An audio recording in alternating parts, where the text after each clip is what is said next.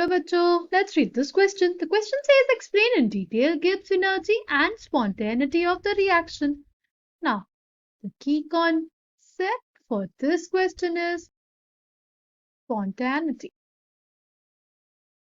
क्या होते हैं हमारे पास spontaneous reactions? अच्छा, पहले spontaneity को समझने के लिए we'll take a simple example and then we'll proceed with the spontaneity of the reaction. ठीक है?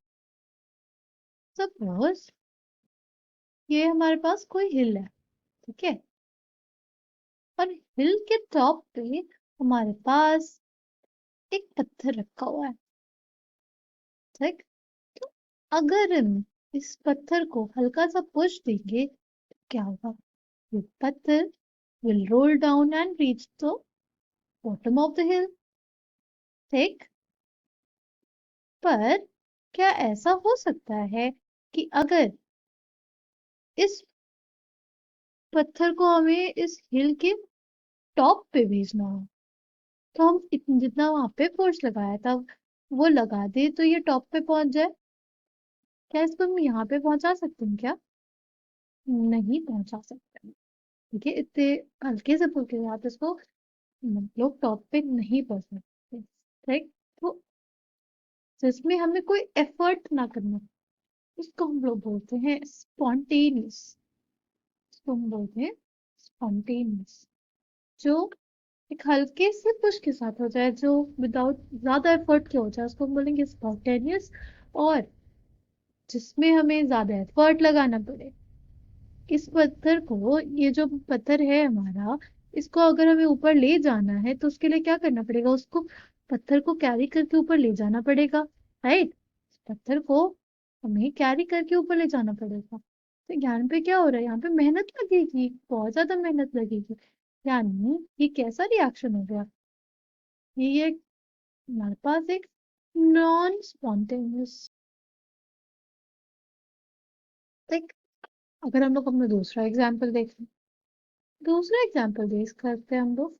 सपोज आपने वाटरफॉल्स देखे होंगे, राइट। तो वाटरफॉल्स में हमारे पास जो पानी फ्लो करता है वो एक सर्टेन हाइट से वो नीचे की तरफ फ्लो करता है। There are certain processes, physical processes या chemical processes which take place without any extra effort. उनको हम लोग बोलते हैं spontaneous reactions या spontaneous processes, right? Okay.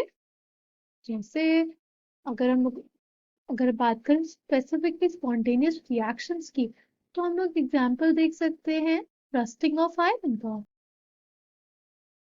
Rusting of iron spontaneous reaction होता है ना, उसके लिए हम लोग कोई एफर्ट नहीं करते, राइट। उसको कराने के लिए हमको कोई एफर्ट नहीं करना पड़ता। इस वजह से ये हमारे पास जो रस्टिंग ऑफ आयरन है, it is a spontaneous reaction,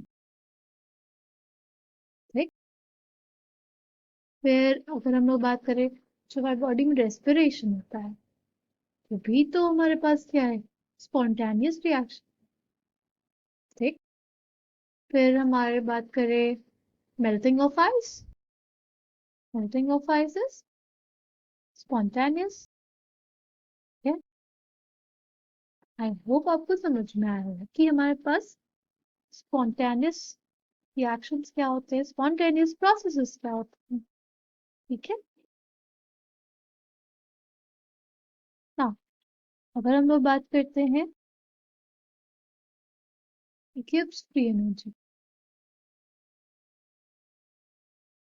Gibbs free energy का क्या मतलब है and how does it help us to determine the spontaneity of a reaction, will C.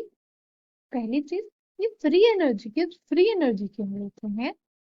It is basically because ये फ्री का मतलब यहाँ पे है वो एनर्जी, अवेलेबल एनर्जी, ठीक। ऐसी एनर्जी जो हमारे पास अवेलेबल है टू कैरी आउट वर्क। कैसा वर्क? नॉन एक्सपेंशन वर्क, ठीक है। कभी भी याद रखना, जो गिब्स फ्री एनर्जी होती है उससे हम लोग देखते हैं सिर्फ और सिर्फ नॉन एक्सपेंशन वर्क, ठीक है। It is basically related to it, right. So basically, if the energy is the energy available to carry out non-expansion work. अगर हमारे पास डेल्टा जी का फॉर्मूला देखें तो delta G naught is basically equals to delta H naught minus T delta S naught where delta G is standard gives free energy, yeah, standard gives energy.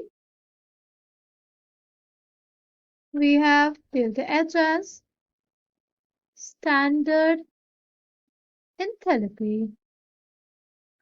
T है हमारे पास temperature और delta S not है हमारे पास standard entropy. What is standard enthalpy? Enthalpy is basically the total energy of the system.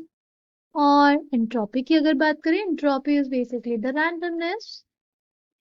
Okay, हाँ, अगर हम लोग बात करते हैं स्पॉन्टेनिटी की अब, तो हमारे पास डेल्टा जी जब ग्रेटर देन 0 हो, डेल्टा जी जब हमारे पास लेस देन 0 हो, और डेल्टा जी हमारे पास इक्वल्स टू 0. 3 कंडीशन हो सकती हैं, राइट.